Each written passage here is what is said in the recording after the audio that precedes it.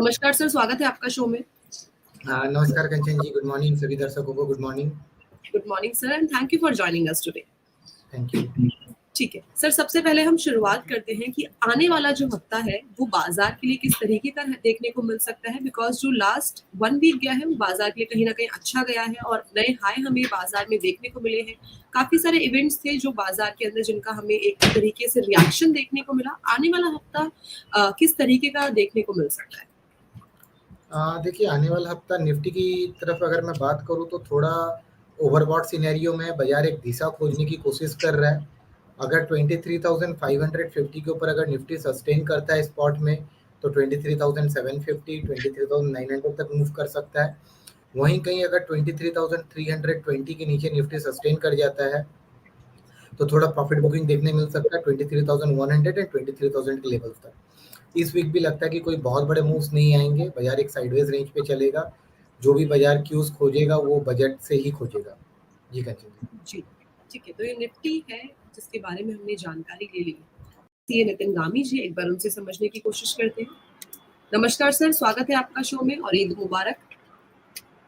नमस्कार कंचन जी, आपको और आपके सभी दर्शकों को भी मेरी तरफ से बहुत बहुत नमस्कार एंड सबको बकरीद की मेरी तरफ से बहुत बहुत मुबारकबाद।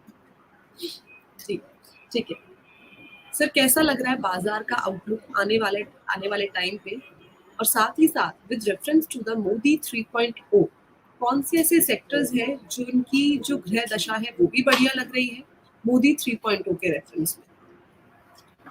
बिल्कुल कंचन जी, मैं बाजार की अगर बात करूं तो वीकली पर बात करूं अगर मुझे लगता है इस वीक में निफ्टी का जो रेंज है वो नीचे मुझे 23,240 और ऊपर साइड में 23,720 760 इस रेंज में मुझे घूमता हुआ दिख रहा है। इस रेंज को क्रॉस करना थोड़ा सा, इस वीक की बात कर रहा हूं मैं। लॉन्ग टर्म नजरिया देखिए तो 24,000 को पार करने के लिए तो निफ्टी पूरी तरह से अपनी तैयारी कर चुका है। सीट बेल्ट बंध चुके हैं। कभी भी जो है वो जून जुलाई के बीच, जुलाई तक में 24,000 का आंकड़ा जो है वो निफ्टी टच कर देगा। बट इस वीक को लेकर अगर हम बात कर रहे हैं पर्टिकुलरली तो मुझे लग रहा है ऊपर में 720 से 760 और नीचे साइड में मुझे लग रहा है 240 के आसपास एक अच्छा खासा सपोर्ट बना हुआ है नंबर्स के पॉइंट ऑफ व्यू से भी, तो उस रेंज में रहेगा। और उसी में अगर बैंक निफ्टी की बात करूं तो देखिए बैंक निफ्टी ने फ्राइडे को 50,002 पे एग्जैक्टली 50,000 पे क्लोजिंग किया है। ऊपर साइड में इसमें 600 पॉइंट और नीचे साइड में 400 पॉइंट, मतलब 49,600 और ऊपर साइड में 50,600। ये रेंज मुझे दिख रहा है बैंक निफ्टी के अंदर में। इस रेंज को ध्यान में रखकर अगर हम सपोर्ट और रेजिस्टेंस तैयार कर लेते हैं, उसके हिसाब से अपनी ट्रेड बनाते हैं, तो मुझे लगता है कि हम थोड़े सेफ साइड में रहेंगे निफ्टी और बैंक निफ्टी के। और रही मोदी 3.0 की बात, तो देखिए फाइनेंस सेक्टर, पावर, इंफ्रास्ट्रक्चर, इस पर मैं पहले से भी बात कर रखा हूं। मोदी 3.0 की वजह से ये कोई सेक्टर नहीं बने थे। प्लैनेटरी पोजीशंस, नंबर्स पहले से इनको सपोर्ट कर रहे थे। सो फाइनेंशियल सेक्टर एक अच्छा बूम करेगा मोदी 3.1 में, 3.0 में। एंड मुझे लग रहा है infrastructure, chemical and this power sector ये भी बहुत अच्छा परफॉर्म करने वाला है। इनफैक्ट आज मैं जो कुछ स्टॉक रिकमेंड भी करने वाला हूं उसके अंदर में एक नया सेक्टर लेके आया हूं, ज्वेलरी सेक्टर। जिससे तो इसके लिए मुझे लग रहा है कि केमिकल सेक्टर में पहले भी बोल चुका हूं, केमिकल भी जो है एक अच्छा परफॉर्म करेगा। बट कंपेयर टू पावर और फाइनेंस की बात करूं तो केमिकल थोड़ा कम है। बट हाँ, ये सारे सेक्टर ऐसे हैं जो अच्छा परफॉर्म करने वाले हैं। पीएसयू को तो मैं ऐसे भी लेकर चल रहा हूं, ये अच्छा करेंगे ही करेंगे, इसमें कोई बोलना नहीं है। इनफैक्ट आपके ही चैनल पे मेरे अलावा और कई सारे एनालिस्ट रहे हैं जिन्होंने पीएसयू को जो है सो वो पॉजिटिव साइन दिया है, ग्रीन सिग्नल दिया है, तो मैं भी उनके साथ में हूँ पीएसयू को लेकर के। तो ये सब सेक्टर है जो ओवरऑल बहुत अच्छा परफॉर्म करेंगे। जी ठीक है, तो सेक्टर के बारे में जानकारी ले ली है और पीएसयू तो सबका एक फेवरेट सेक्टर बना ही हुआ है। वो सर ने भी काफ़ी बार पहले भी बोला हुआ है हमारे पुराने शोज में, और साथ ही साथ काफ़ी सारे जो अलग एक्सपर्ट्स हैं, चाहे वो टेक्निकल्स देखते हों चाहे वो फंडामेंटल्स देखते हों, सबकी ही रडार पे पीएसयू है। साथ ही साथ इसके अलावा कौन से ऐसे सेक्टर्स हैं जहाँ पे हमें नज़र रखनी चाहिए उसके बारे में जानकारी लेनी है। ठीक है सर, अब आते हैं सर जी, उनसे जानने की कोशिश करते हैं कि बाजार में उनकी क्या राय है इस वक्त। कौन से ऐसे स्टॉक्स हैं जो मोदी 3.0 के कार्यकाल में हमें अच्छी खासी तेजी दिखा सकते हैं, और साथ ही साथ नीता मैम का एक फेवरेट सेक्टर है डिफेंस सेक्टर, तो उनसे भी जानकारी लेंगे कि डिफेंस सेक्टर में अभी कितनी जान बाकी है। नमस्कार मैम, स्वागत है आपका शो में। Thank you ma'am, good morning to you and all your viewers. Good morning ma'am और ईद मुबारक आपको। ईद मुबारक to you also. Yes ma'am. ठीक है मैम, कैसा लग रहा है आने वाला हफ्ता बाजार के लिए? जी सब एवरीबडी इज कंफ्यूज एक्चुअली। बाजार की मूवमेंट इतनी छोटी हो गई है तो एवरीबडी इज कंफ्यूज। कोई बोल रहा है कि बड़ा क्रैश आएगा, कोई बोल रहा है कि बहुत ऊपर जाएगा। पर अभी मुझे लग रहा है जैसे हम फंडामेंटल और टेक्निकल दोनों की बात करें तो पहले तो फंडामेंटल्स की बात कर लेते हैं। तो ग्लोबल मार्केट में भी इन्फ्लेशन कम हुआ है, हमारे यहाँ भी इन्फ्लेशन कम हुआ है। तो एक स्टेज बन चुका है रेट कट का। और शायद एट द आई मीन जो ये हाफ ईयर बाकी है उसमें एक फेड एक रेट कट दे भी सकता है and they have promised also. और फिर वह हमारे यहाँ भी रेट कट की साइकिल शुरू हो सकती है। तो this is the fundamental thing which we are waiting for, जो मार्केट के लिए बहुत अच्छा होगा। सेकेंड थिंग इज कि coming we are focused now on coming upcoming budget. तो बजट के ऊपर फोकस है तो मार्केट उसके एंटिसिपेशन से भी चल रहा है। Side by side every day जो 100 डेज प्रोग्राम है, जो सेक्टर वाइज जो भी डिक्लेयर करते हैं लोग, तो गवर्नमेंट डिक्लेयर करता है तो उस सेक्टर में मोमेंटम आ जाता है। तो आपने अभी थोड़े दिन पहले देखा डिफेंस, देन शुगर सेक्टर में, तो ये सब तो होता ही रहेगा। पर मुझे लग रहा है, मैं जैसे देख रही थी 2 दिन पहले, कि each and every index is having showing the same structure technically और वो ऊपर की तरफ ही दिखा रहा है। तो जब ये सब भी कुछ थिंग्स ऊपर है तो मुझे लग रहा है कि एक बड़ा मोमेंटम बजट के पहले भी देखने को मिल सकता है ना। अब अगर मैं लेवल्स की बात करूं तो लेवल्स में हम अभी एकदम इजीली सस्टेन हो रहे हैं हायर लेवल्स पे। निफ्टी में 23,400 के ऊपर। तो मुझे लग रहा है कि 23,400 500 क्रॉस करने के बाद एक यूफोरिक मूव मिल सकती है देखने के लिए before the budget also, and it can even take it to 24,000। 24,000 एक बड़ी रुकावट की जगह हो सकती है और वहां पे बजट भी आएगा। और बजट में कुछ थोड़ा भी नेगेटिव ट्रिगर अगर देखने को मिलता है तो मार्केट वैसे भी ओवरबॉट है, वैल्यूएशन स्ट्रेच्ड है, तो नीचे एक बहुत नेगेटिविटी भी मिल सकती है जो कि एक लंबे टाइम के लिए बहुत बड़ी बाइंग अपॉर्चुनिटी होगी। तो मैं लोगों को ये बता रही हूँ कि बजट तक आप सेफ हो, फिर भी आपको स्टॉप लॉस रखना पड़ेगा 23,000 या 22,800 का। ये स्टॉप लॉस लगा के आप everything you can hold till budget, और वहां पे आपको कॉशियस रहना भी जरूरी है। आप स्टॉप लॉस थोड़ा ट्रेल करते जाइए, तो थोड़ा एक कॉशियस अप्रोच तो रखना ही है। थोड़ा कैश पे भी रहना है क्योंकि हम नीचे की अपॉर्चुनिटी मिलती है आफ्टर बजट तो वहां से भी हम एंट्री कर सकते हैं। तो ये तो हमारा लेवल्स था निफ्टी का। और बैंक निफ्टी में भी मुझे सेम स्ट्रक्चर दिख रहा है।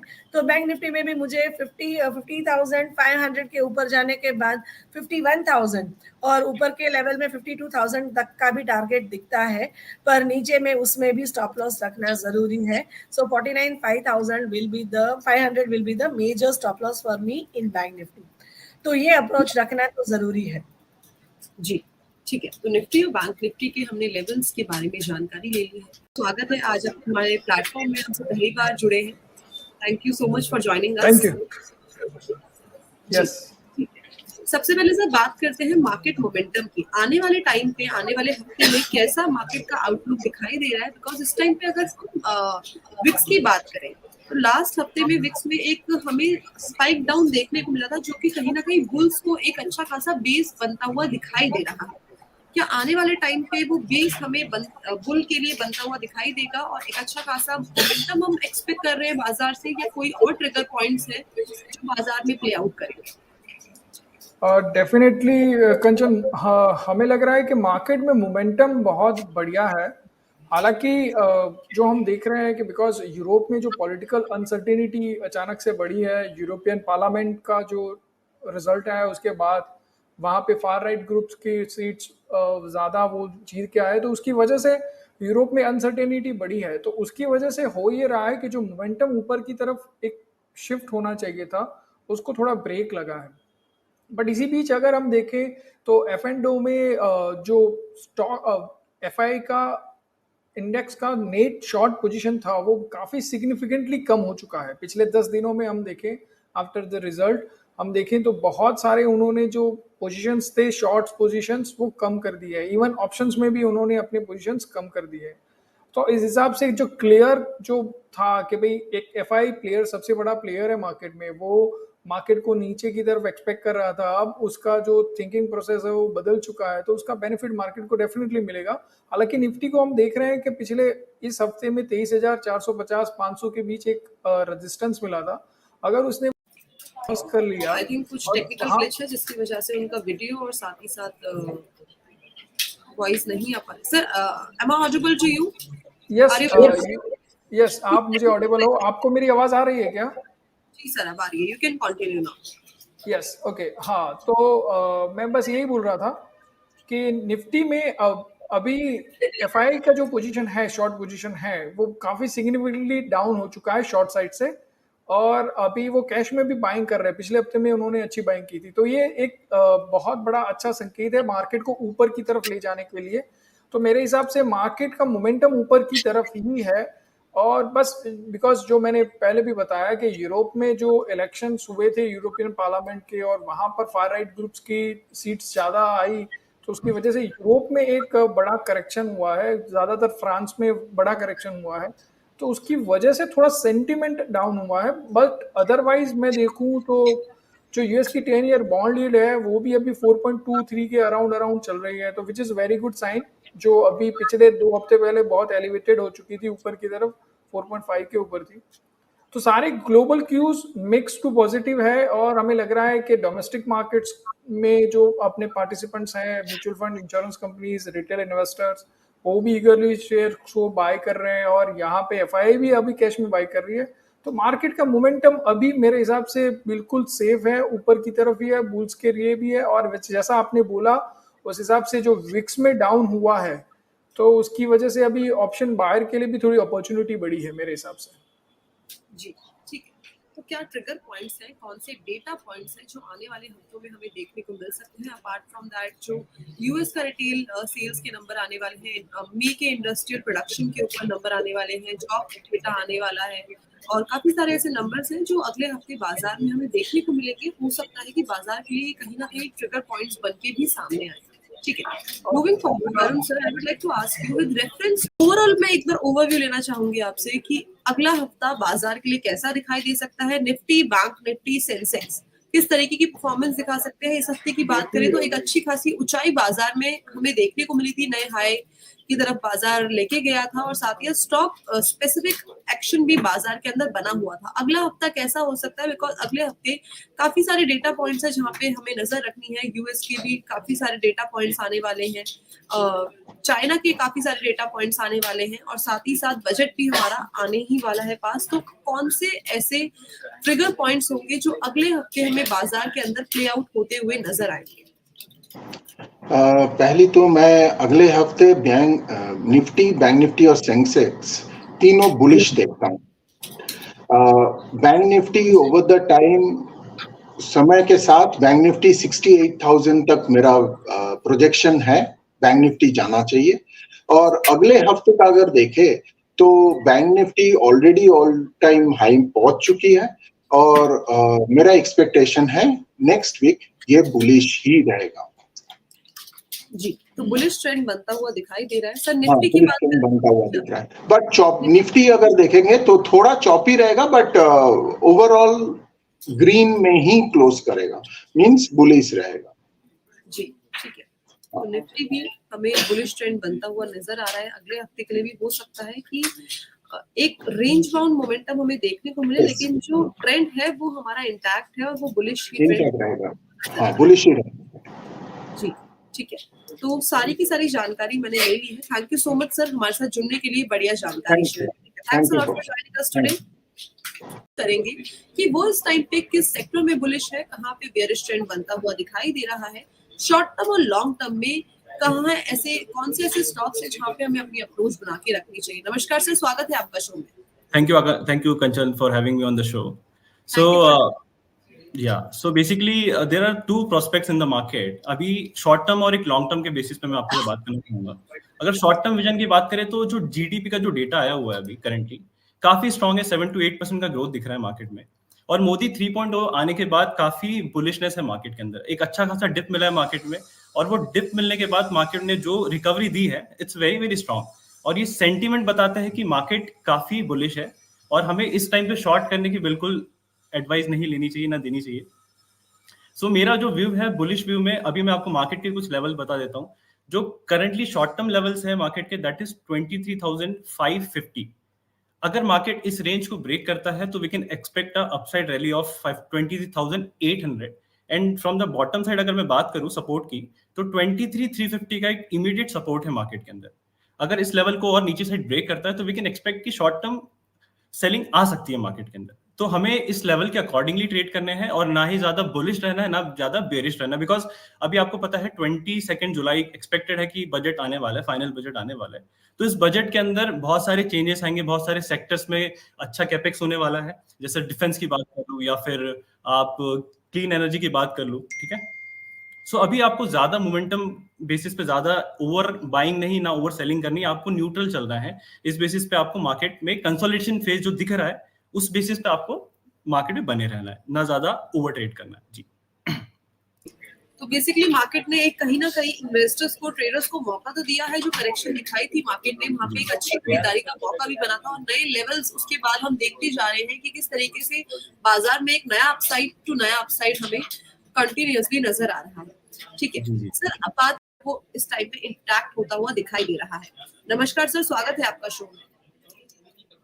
नमस्कार कंचन जी, and thank you for having me on the show. Thank you for joining us today and also Eid Mubarak sir. Eid Mubarak to you also. Thank you. Sir, with reference to Modi 3.0, कहाँ पे इस time पे मौका दिखाई दे रहा है नई खरीदारी का, और साथ ही साथ कौन से ऐसे स्टॉक्स होंगे जहाँ पे हमें निवेश की शुरुआत जो है कर देनी चाहिए? देखिए, पहले मैं बात करना चाहूंगा निफ्टी के करंट लेवल्स के ऊपर। तो निफ्टी अभी 23,450 के अराउंड ट्रेड कर रहा है, ठीक है। तो जो ये करंट लेवल है वो अर्निंग्स के बिहाफ पे पूरी तरह से जस्टिफाइड है, तो क्योंकि निफ्टी का current price to earning ratio जो है वो 22 के अराउंड है और लास्ट 10 ईयर्स का इसका मीडियन रेशियो 23 का है। तो निफ्टी बिल्कुल सही लेवल के ऊपर ट्रेड कर रहा है, तो इसमें आप कोई बहुत बड़ा डाउन मूव या अप मूव नहीं एक्सपेक्ट कर सकते, ठीक है। और अगर हम मोदी 3.0 के रेफरेंस के साथ सेक्टर्स देखें तो मैं बुलिश हूँ दो सेक्टर्स के ऊपर बहुत ज्यादा, that is defence sector and the second one is PSU banks. तो डिफेंस सेक्टर के ऊपर इसलिए बुलिश हूँ क्योंकि पीएम मोदी खुद मेक इन इंडिया कैंपेन को प्रमोट कर रहे हैं बहुत ज्यादा, और G7 समिट के अंदर भी इन्होंने फ्रेंच प्रेसिडेंट के साथ इसी टॉपिक के ऊपर लाइक मेक इन इंडिया के ऊपर उन्होंने उनका एग्रीमेंट हुआ है to have deeper cooperation in the defence sector. And इसके बिहाफ पे जो स्टॉक हम रेकमेंड कर सकते हैं वो है। नमस्कार सर, स्वागत है आपका शो में। नमस्कार मैम जी, thank you for joining us today and also Eid मुबारक। आपको भी ईद मुबारक। जी ठीक है सर, पहले हम बात करते हैं अभी छोटे नजरिए की। अभी जो अगला हफ्ता आने वाला है, जो कल से ही हमारा नया हफ्ता स्टार्ट होने वाला है, 4 ही ट्रेडिंग सेशन है। कौन से ऐसे मेजर ट्रिगर पॉइंट्स रहेंगे जो बाजार में हमें प्ले आउट होते हुए दिखाई देंगे? Over to you sir. देखिए, अगर मैं नेक्स्ट वीक की बात करूं या फिर जो कल से ट्रेडिंग स्टार्ट होगी, तो सबसे पहली चीज हमें देखनी पड़ेगी, बीइंग अ टेक्निकल एनालिस्ट, जैसे हम ज्यादातर जो ट्रैक करते हैं निफ्टी बैंक निफ्टी में ट्रेड करना ज्यादा पसंद करते हैं। बाकी स्टॉक स्पेसिफिक भी कुछ अच्छे स्टॉक्स हैं जो हमारी रडार में रहते हैं, जिसमें लगता है कि कुछ तेजी या फिर जिसमें कोई बाइंग सेलिंग पैटर्न होते हैं, तो उसके अकॉर्डिंगली ट्रेड कर लेते हैं। अब देखिए, जैसे कल भी बाजार है जो लग रहा है कि कल बुलिश खुलेगा, और बाजार की जो एक रेंज है, अगर हम निफ्टी की बात करें तो निफ्टी की एक रेंज है, वो कल एक रेंज मुझे लगता है ब्रेक होती हुई नजर आएगी। तो जिसकी वजह से मुझे लग रहा है कि निफ्टी बैंक निफ्टी कल के दिन भी काफी पॉजिटिव रहेंगे और नेक्स्ट वीक जो है वो बाजार के लिए काफी पॉजिटिव हो सकता है। लास्ट वीक की अगर बात करें तो बाजार काफी कंसोलिडेट था, बाजार एक साइडवेज ट्रेंड में चल रहा था, जिससे ऑप्शन जो बायर थे उनको कहीं ना कहीं बेनिफिट नहीं हो रहा था। बट अब यहाँ पे मैं अगर स्टॉक्स की बात करूं तो बैंकिंग स्टॉक मुझे काफी अच्छे लग रहे हैं, जो मुझे लग रहा है कि अच्छी तेजी